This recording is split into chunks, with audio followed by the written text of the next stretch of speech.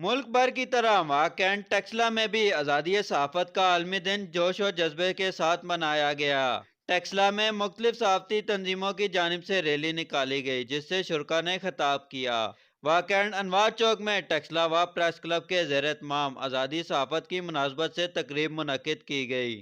टेक्सला खत्म नबूवत चौक में मुख्तलिफ सहाफ़ती तंजीमों की जानिब से आज़ादी सहाफ़त के आलमी दिन के मौके पर रैली निकाली गई। रैली से डॉक्टर सैयद साबिर अली, सैयद रिजवान शाह, अक्सर अवान व दीगर ने खिताब किया।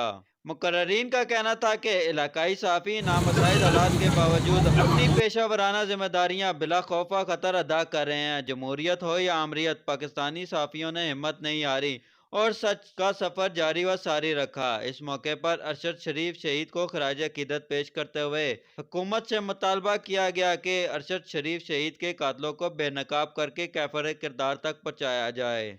वाकैंड अनवार चौक में आज़ादी सहाफ़त के आलमी दिन के मौके पर टेक्सला व प्रेस क्लब के ज़ेर तमाम तकरीब मुनक्किद की गई।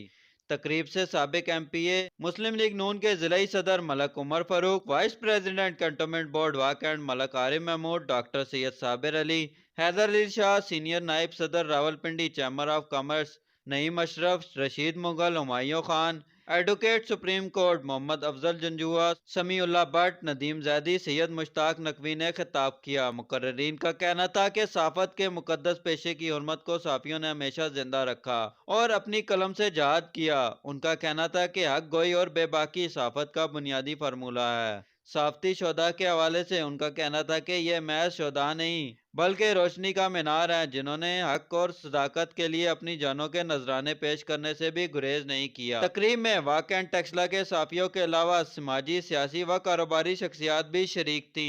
सैयद उमैर अली, नवाई टेक्सला, इस्लामाबाद।